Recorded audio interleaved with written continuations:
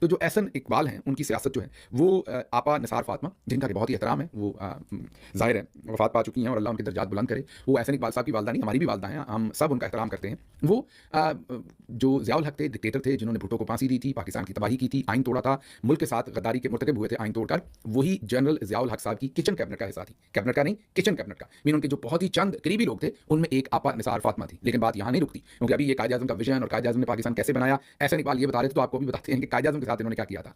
आपा निसार फातिमा के जो वालिद मोहतरम थे, जी हाँ, आपा निसार फातिमा के जो वालिद मोहतरम थे, उनका नाम था चौधरी अब्दुल रहमान। जी, ये बड़ी कड़क किस्म की आप उनकी तस्वीर देखिए। अब दोबारा कोई ज़ाती बात चौधरी अब्दुल रहमान साहब पर हम नहीं कर रहे, ये भी वफ़ात पा चुके हैं, अल्लाह इनके भी दर्जात बुलंद करे। चौधरी अब्दुल रहमान साहब ने 1946 में कायद-ए-आज़म के खिलाफ इलेक्शन लड़ा था। है ना मज़े की बात। अभी उनका जो नवासा है मीन एहसन इकबाल साहब, वो कायद-ए-आज़म की स्ट्रैटेजी और पाकिस्तान क्यों बना था, ये हमें समझा रहे हैं। हालाँकि और फिर अगर तो एहसन इकबाल साहब की ज़ाती सियासत होती ना, मीन उन्होंने खुद से सियासत शुरू की होती, उनकी ज़ाती ये सारी तगोदा होती, तो फिर भी हम ये हवाला ना देते। क्योंकि वो अपनी सियासी मिरास उन्होंने हासिल की आपा निसार फातिमा मरहूमा से, अल्लाह उनके दर्जात बुलंद करे। और आपा निसार ने ज़ाहिर अपने वालिद मोहतरम चौधरी जो अब्दुल रहमान है, उनसे हासिल की। तो ये चौधरी अब्दुल रहमान साहब की सियासत जो है वो आखिर पर एहसन इकबाल साहब को जो है वो ट्रांसफ़र हुई। अब चौधरी अब्दुल रहमान साहब ने इलेक्शन लड़ा जलंधर से, जो अब इंडियन पंजाब के अंदर उस वक्त तो लार्जर इंडिया था। ये 1945-1946 का वो जो इलेक्शन है उसकी बात हो रही है। और उनको हराया किसने? ज़ाहिर उन्होंने कायद-ए-आज़म के खिलाफ इलेक्शन लड़ा, मतलब कायद-ए-आज़म की जो मुस्लिम लीग थी, कायद-ए-आज़म जिसको लीड कर रहे थे, उसके खिलाफ इलेक्शन लड़ा। और कायद-ए-आज़म की तरफ से जो कैंडिडेट थे, उनका नाम था मियाँ अब्दुल सलाम।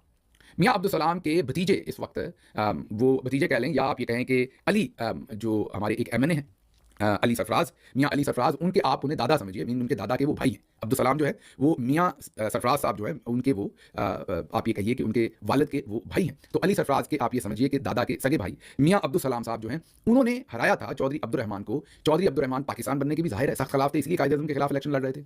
और वो कायद-ए-आज़म के भी सख्त खिलाफ थे, कायद-ए-आज़म की स्ट्रैटेजी के भी खिलाफ थे, कायद-ए-आज़म के ख्यालात के भी खिलाफ थे, कायद-ए-आज़म का जो पाकिस्तान बनाने का नज़रिया था उसके भी खिलाफ थे। और जो मियाँ अब्दुल सलाम थे, वो कायद-ए-आज़म की टिकट पर इलेक्शन लड़ रहे थे लुधियाना से, अपना जलंधर से। तो वहाँ पर उन्होंने 1945-1946 में सख्त तरीन शिकस्त दी थी चौधरी अब्दुल रहमान साहब को, जो नाना थे अपने एहसन इकबाल साहब के। और आज एहसन इकबाल साहब बजाय इसके कि इस चीज़ के ऊपर शर्मिंदा हों कि उनकी जो मिरास है सियासी तौर पर, वो कायद-ए-आज़म के भी खिलाफ थे और पाकिस्तान बनाने के भी खिलाफ थे। लेकिन आज वो भाषण दे रहे हैं बैठे हुए कि किस तरीके से तहरीक-ए-इंसाफ को नहीं पता कि कायद-ए-आज़म का जो है वो विजन क्या था और पाकिस्तान बनाने की स्ट्रैटेजी क्या थी। और इनसे जब जब ये बात करते हैं तो हमेशा हमेशा कायद-ए-आज़म का पाकिस्तान और ऐसी ही बातें करते हैं। हालाँकि और भी मुझे हमारे अल्लाह उनको इज़्ज़त और इस्तकामत दे, हमारे सेनेटर एजाज़ चौधरी साहब इस वक्त जेल में हैं और बड़ी मुश्किल जेल काट रहे हैं। एक दफ़ा उन्होंने एहसन इकबाल साहब का जो दाखिला था, ये प्रोफेसर भी अपने नाम के साथ लिखते हैं, तो इनका दाखिला शायद नहीं हो सका था कॉलेज में पहले, फिर वो कैसे दाखिला करवाया गया, फिर ये बाहर कैसे पढ़ने गए, वो सारी दास्तान उन्होंने मुझे सुनाई। अगर वो मैं आपको सुनवाऊँ तो आज के दिन इनके लिए मज़ीद